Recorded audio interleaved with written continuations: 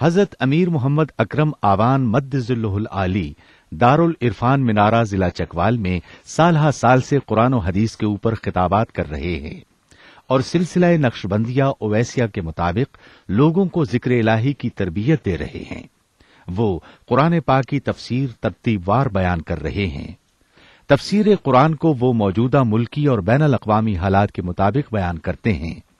Motor وے سے colour کہار کے interchange سے نکلتے ہوئے کلر کہار کی جھیل سے ہوتے ہوئے ایک پہاڑی ہے جہاں پر حضرت عبد القادر جیلانی المعروف غوث پاک کے پوتا مبارک کا مزار ہے جو موروں والی سرکار کے نام سے مشہور ہے۔ وہاں سے ہوتے ہوئے میانی، بوچھال اور نورپور سے گزرتے ہوئے دارالعرفان منارہ پہنچ سکتے ہیں۔ حضرت امیر محمد اکرم آوان نے بچیوں اور بچوں کی دینی اور دنیاوی تعلیم کے لیے سقارا اکیڈمی کے نام سے ایک درسگاہ بھی قائم کی ہے، جس کا افتتاح ملک پاکستان کے صدر جنرل محمد ضیاء الحق نے اپنے دست مبارک سے کیا تھا۔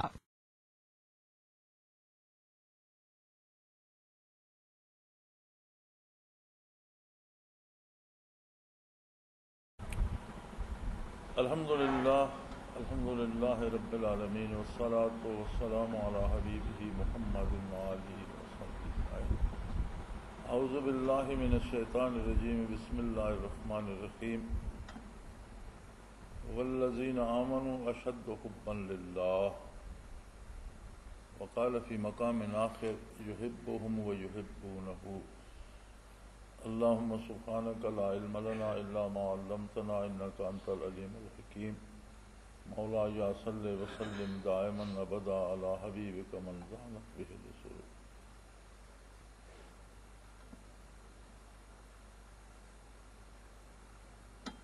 دین اسلام اول و آخر محبتوں کا دین ہے۔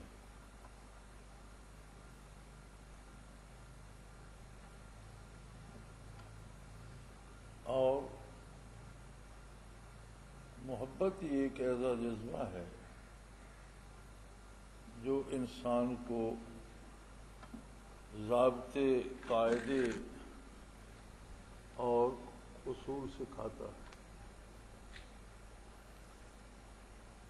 جبر سے جو کام لیا جاتا ہے اس میں مجبور جو ہوتا ہے وہ ایک حد تک ہی اطاعت کرتا ہے، جہاں اسے موقع ملتا ہے وہ نافرمانی سے نہیں چوکتا، سستی کرتا ہے، کوتاہی کرتا ہے۔ لیکن جو کام محبت کرواتی ہے اس میں کسی پہرے دار کی ضرورت نہیں ہوتی، کسی چوکیدار کی، کسی دیکھنے والے کی، کسی روب ڈالنے والے کی ضرورت نہیں ہوتی۔ بندہ اپنے آپ سے اور پورے خلوص سے اور پوری دل جمی سے وہ کام کرتا ہے اور اسے بہترین طریقے سے کرنا چاہتا ہے، چونکہ وہ خود اپنی محبت سے کر رہا ہوتا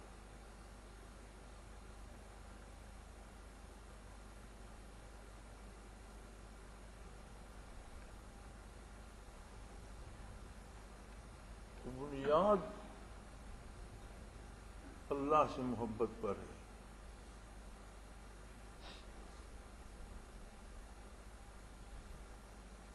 اور اللہ کی محبت ہے کیا؟ کوئی اللہ سے محبت کیسے کرے جس کی کوئی مثال نہیں، جسے وہ دیکھ نہیں سکتا، چھو نہیں سکتا؟ کسی طرح انسانی دماغ میں ذات باری کا کوئی تصور آ نہیں سکتا، ان سب چیزوں سے وہ بالا تر ہے۔ انسان عادی ہے زندگی بھر محسوس چیزوں سے محبت کرنے کا۔ بادی گال چھوڑی آج کو جرونا نہ۔ انسان زندگی بھر محسوس چیزوں سے محبت کرنے کا عادی ہے۔ کچھ چیزیں اسے اچھی لگتی ہیں، ان سے وہ محبت کرتا ہے، کچھ چیزیں اسے پسند نہیں آتی ہیں، ان سے وہ محبت نہیں کرتا، کچھ زیادہ ناپسند ہوتی ہیں، ان سے نفرت کرتا۔ اب ایک غیر محسوس ہستی سے جو نہ نظر آئے نہ محسوس کی جا سکے نہ اس کے بارے کوئی تصور ہی بنایا جا سکے، کسی طرح وہ ہمارے علم و عقل میں اور خرد و ہوش میں آئے ہی نہیں، تو کیسے محبت کی جائے؟ اس کے دو طریقے ہیں۔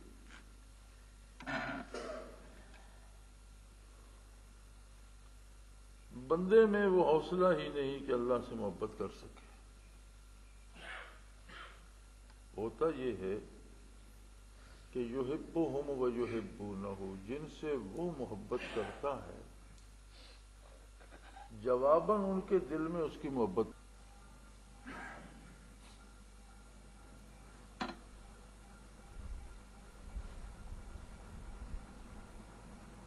ایک طریقہ تو یہ ہے کہ اللہ بندے سے محبت کرنے لگے، بندے کی سمجھ میں تو نہیں آتا کیسے کرے، لیکن اگر اللہ اس سے محبت کرنے لگے تو اس کے دل میں جواباً محبت الہی پیدا ہو جاتی۔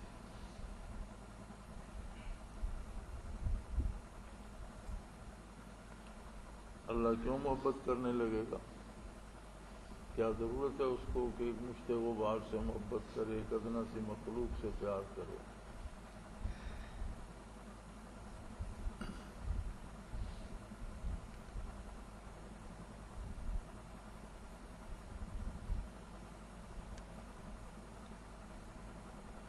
اللہ کریم نے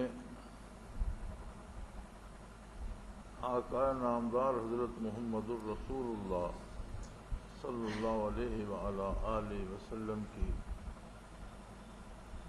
ہر ادا کو اپنی محبت کی دلیل بتایا۔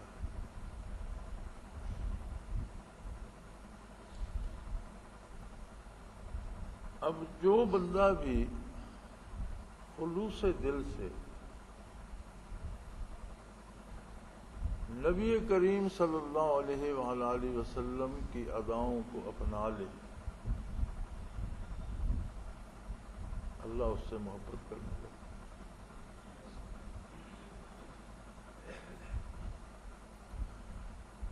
اور اس نے اعلان فرمایا، اپنے حبیب صلی اللہ علیہ وسلم سے کو حکم دیا کہ ان لوگوں کو بتا دو، ان کنتم تحبون اللہ فاتبعونی یحببکم اللہ، اگر تم اللہ کی محبت کے طالب ہو تو پھر میری پیروی کرو، میرا اتباع کرو، میرے نقش قدم پر چلو، یحببکم اللہ، اللہ تم سے محبت کرنے لگے۔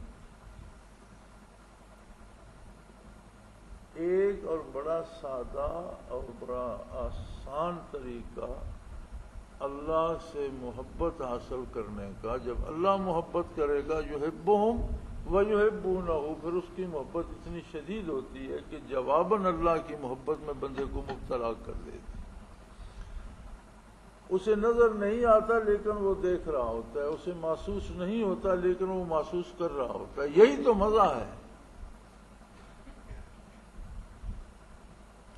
وہ دیکھنے کا شوق تو آنکھوں کو بند کر ہے، دیکھنے کا شوق تو آنکھوں کو بند کر ہے، دیکھنا یہی کہ نہ دیکھا کرے کوئی۔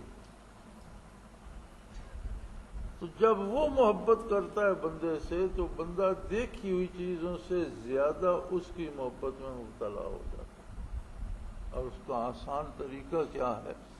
فاتبعونی،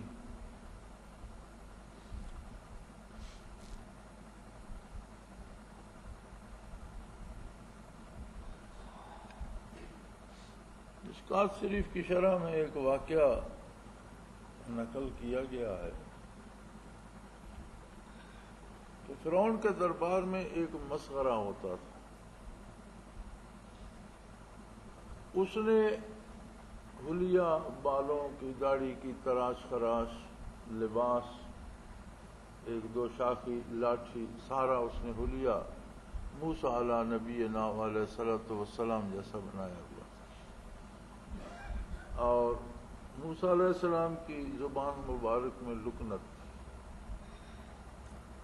تو وہ جان بوجھ کر توتلی باتیں کر کے موسیٰ بن کے فرعون کے دربار میں فرعون کو اور اہل دربار کو خوش کرتا اور ہنساتا تھا اور طنز کرتے تھے موسیٰ علیہ السلام۔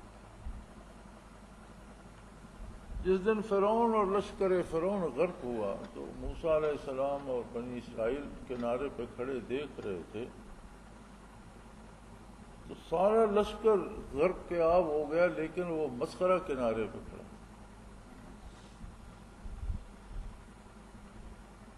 تو موسیٰ علیہ السلام نے عرض کی بارے الہا، یہ تو میرے لیے بہت ایذا دینے والا شخص تھا اور میرا تمسخر اڑاتا تھا، تو آپ نے اسے بچا لیا۔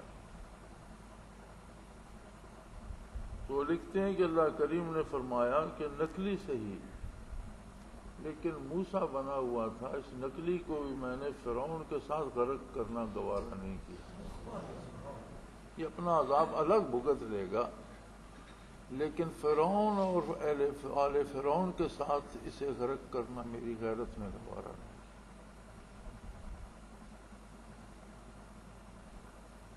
اب اس ایک واقعہ سے یہ ایک حدیث ہے مشکات شریف میں، من تشبہ بقوم فہو منہم، اس کی شرح میں یہ واقعہ لکھا ہے کہ جو بھی جس قوم کی مشابہت اختیار کرے گا میدان حشر میں اسی کے ساتھ اسے کھڑا کیا جائے۔ اب کوئی رواجن نہیں، رسمن نہیں، عادتن نہیں کہ ہم مسلمان ہیں اور باپ دادا یہ کام کرتے ہیں ہم نے بھی کرنا، اس طرح نہیں۔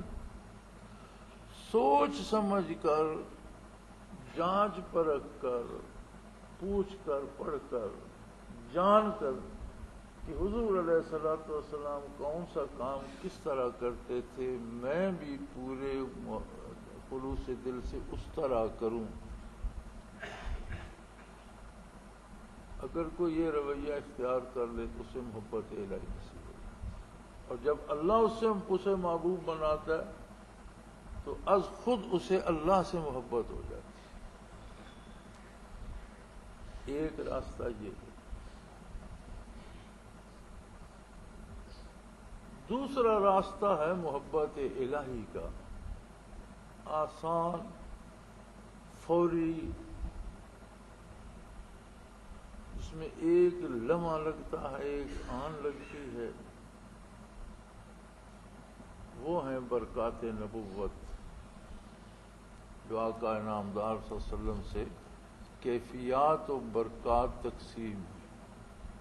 ایک لمحہ لگتا ہے، فرمایا کن تم آدان، تم تو سارے لوگ دشمن تھے، ملکوں کے دشمن تھے، قوموں کے دشمن تھے، بھائیوں کے دشمن تھے، دوستوں کے دشمن، کوئی کسی کا دوست نہیں تھا، سب دشمن تھے، سب بھی ایک دوسرے کو نقصان پہنچانے والے۔ فَأَلَّفَ بَيْنَ قُلُوبِكُمْ فَأَصْبَحْتُمْ بِنِعْمَتِهِ إِخْوَانًا، آن کی آن میں تمہارے دلوں میں محبت بھر دی اور آن کی آن میں کایا پلٹ گئی اور تم بھائی ہو۔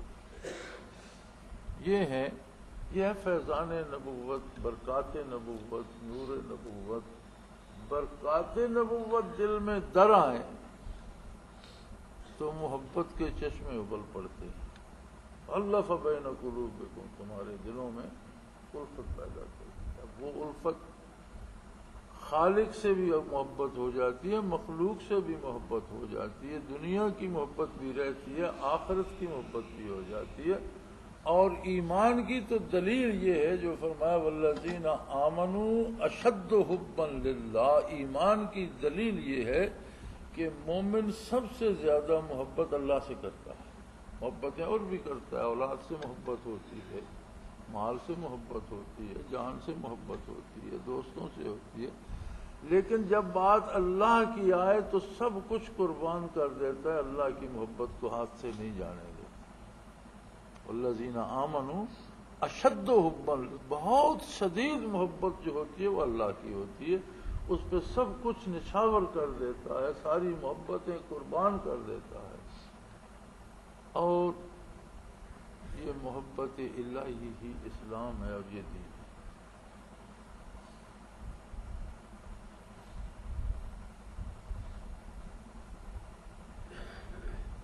یہی وہ لوگ ہیں جنہیں محسنین کہا گیا۔ احسان کیا ہے؟ مل احسان یا رسول اللہ صلی اللہ علیہ وسلم، فرمان تعبد اللہ کا انک تراہ ہو، تو اللہ کی عبادت کرے جیسے وہ تیرے روبرو ہے، تو اسے دیکھ رہا ہے۔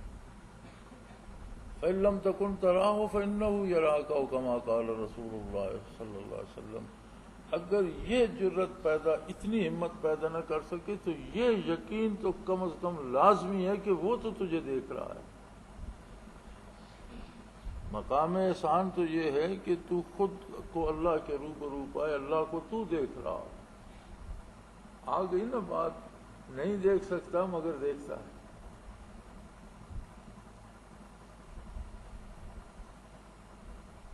یعنی اتنا قرب الہی کو محسوس کرے کہ گویا اللہ روبرو ہے۔ اور اگر اتنی ہمت نہ ہو تو پھر یہ یقین تو کامل ہو فَإِنَّهُ يَرَاكَ، کہ وہ تو مجھے دیکھ رہا، میں اس کے سامنے کھڑا۔ ان اللہ یحب المحسنین، کسی کو درجہ احسان نصیب ہو جائے تو اللہ اس سے محبت کرنے لگتا ہے، اور جب اللہ اس سے محبت کرتا ہے تو وہ اللہ سے محبت کرنے لگتا ہے۔ تو یہ دو راستے ہیں اور دونوں بڑے واضح ہیں، ان میں کوئی ابہام نہیں، ورنہ تو یہ بڑا مشکل سوال نظر آتا ہے جی۔ جب بندہ سوال کرتا ہے جی، آپ کہتے ہیں اللہ سے محبت کرو، اللہ سے کیسے محبت کروں؟ اللہ نظر نہیں آتا، اللہ محسوس نہیں ہوتا، اللہ کو سوچا نہیں جا سکتا، کیسے محبت کروں اللہ سے؟ کتنا آسان راستہ ہے۔ کسی یکجائی سے اب عہد غلامی کر لو اور ملت احمد مرسل کو مقامی کر، حضور کی ادائیں اپنا لو، بس سادہ سی بات ہے۔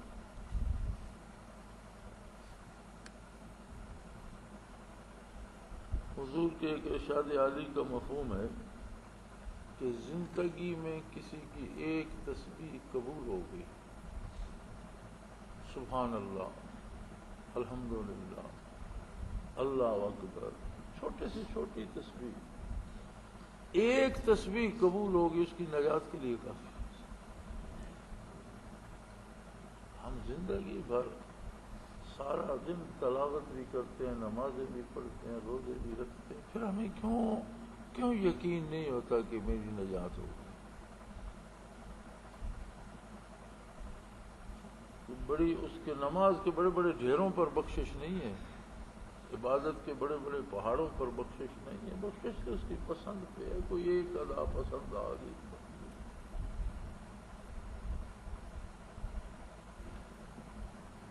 اس لیے نہیں ہوتا کہ ہم بہت ساری کارروائی رسمن کرتے ہیں۔ مسلمان ہیں، شرم آتی ہے نماز پڑھنی چاہیے، مسلمان ہیں، شرم آتی ہے جھوٹ نہیں بولنا چاہیے، حرام نہیں کھانا چاہیے، فلاں کے بیٹے ہیں، فلاں کے مرید ہیں، فلاں کے دوست ہیں، لوگ کیا کہیں۔ ذرا یہ لوگوں کو اور رسومات کو اور رواج کو چھوڑ کر، اس سے بالکل الگ ہو کر، تنہا کھڑے ہو کر کوئی یہ سوچے کہ مجھے وہ کرنا ہے جو آقا نے حکم دیا،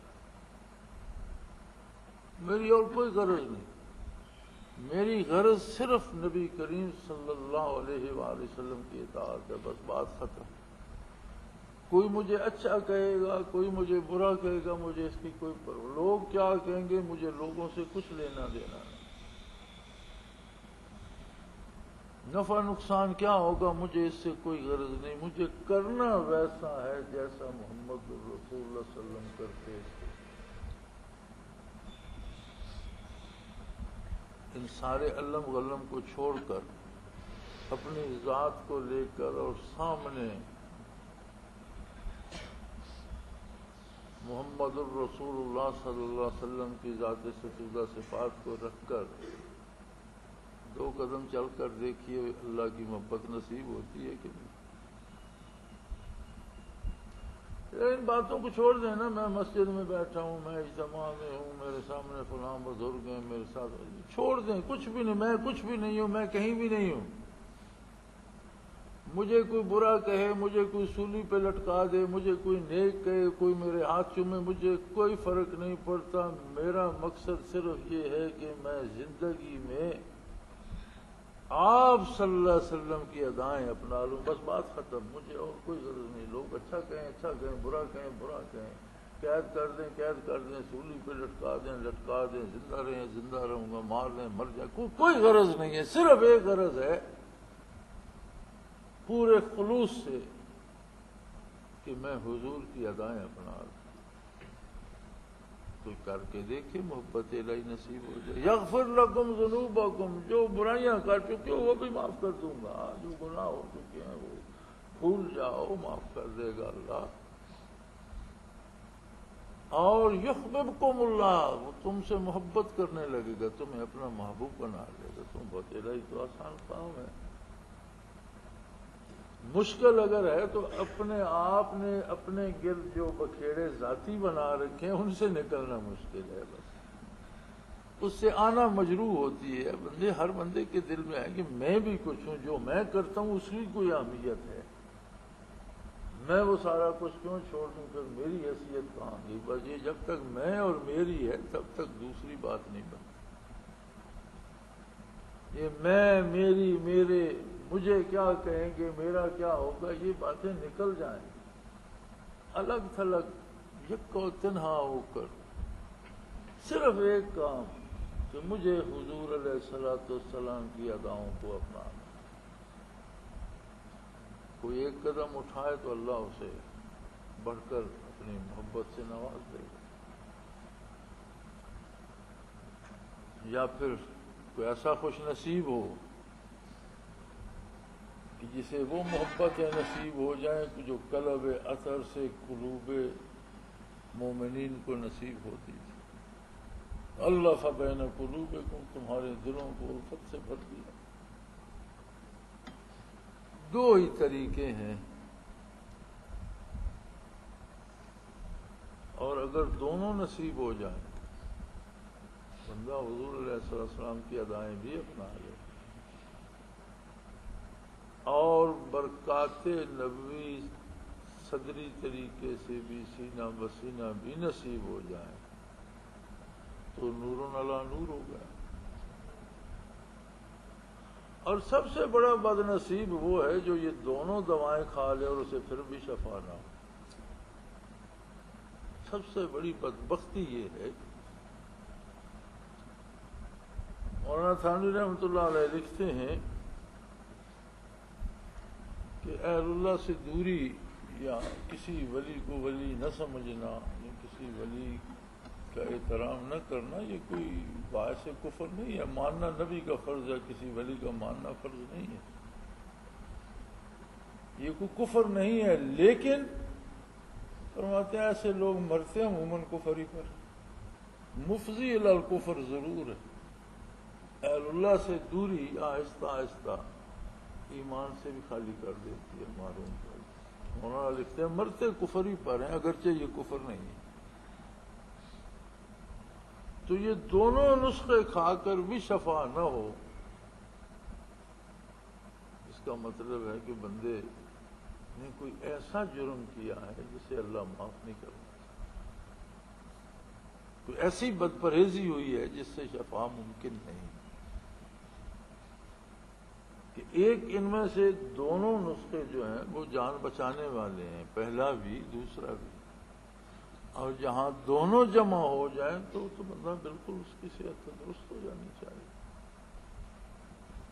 اس میں تو مر کر بھی زندگی باقی رہنی چاہیے، اس کی تو قبر بھی زندہ رہنی چاہیے۔ یہی سلطان صاحب نے کہا تھا نا، نام فقیر کے ناندہ باہو قبر جناندی جیوے۔ بدن کی زندگی کا کیا ہے؟ وہ حیات نصیب ہو کہ بدن قبر میں ہو پھر بھی زندگی باقی ہو، پھر بھی فیض جاری ہو، برکات نبوت جاری ہو، پھر بھی اللہ کی مخلوق کو ہدایت نصیب ہو رہی۔ تو بظاہر یہ بڑا مشکل سوال ہے جی اللہ سے محبت کیسے کریں، لیکن یہ بڑا آسان سا کام ہے، اور اس میں ساری مشکل یہ ہے کہ صرف اپنی آنا کو چھوڑنا پڑتا ہے، بس اپنا ککھ نہیں رہتا۔ میں یہ ہوں، میں وہ ہوں، میں علامہ ہوں، میں پیر ہوں، میں نیک ہوں، میں پارسا ہوں، میں نے یہ کہا، میں نے یہ سارا کچھ چلا جاتا ہے، بندہ کچھ نہیں رہتا۔ میری یہ پسند ہے، میری یہ نہ مجھے پسند، وہ بھی چلا جاتا ہے، کچھ نہیں رہتا۔ اپنی پسند ایک ہی پسند رہے گی، جو حضور کی ادا ہے وہ اپنانی ہے، بات ختم ہو گئی۔ اپنی پسند باقی، اپنی پسند تو ایک ہی پسند رہے گی، اور اس پہ اللہ فیضان صحبت بھی عطا کر دے تو نور اللہ نور ہے۔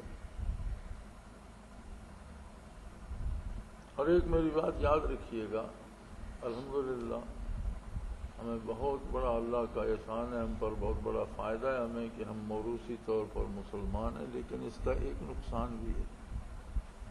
نقصان یہ ہے کہ ہر عمل ہم نے رسمی طور پر اپنا لیا ہے باپ دادا سے، جو مسلمان ہے ہمیں ایسا کرنا ہے، اس عمل میں وہ خلوص اور اس کی وہ اہمیت جو ہونی چاہیے وہ ہماری نظروں سے اوجھل ہو جاتی ہے۔ اس لیے ضرورت اس بات کی ہے، فَاسْأَلُوا عَلَى الذِّكْرِ إِن كُنتُمْ لَا تَعْلَمُونَ، جن باتوں کی سمجھ نہیں ہے جاننے والوں سے، اللہ اللہ کرنے والوں سے، اہل علم سے پوچھتے رہو، ایک ایک ادا کو پوچھو، حضور کون سا کام کس طرح کرتے تھے، میں بھی وہ کام اس طرح سے کروں، اختیاری نہیں، بے قراری سے پوچھو، طلب پڑ جائے کہ حضور کی ادائیں اپنا لوں، کسی ایک کی نقل تو ہو بہو ہو جائے، شاید وہی ایک پسند آ جائے اور میں اس بارگاہ میں سرخرو ہو جاؤں۔ اللہ کریم توفیق دے سوچنے سمجھنے جاننے کی، علم عطا فرمائے، توفیق عمل عطا فرمائے، حضور کی اور اپنی محبت میں زندہ رکھے، اسی محبت پر زندگی کا خاتمہ ہو اور اسی محبت پر یوم حشر کھڑا ہونا نصیب ہو۔ آخر دعوانا الحمدللہ۔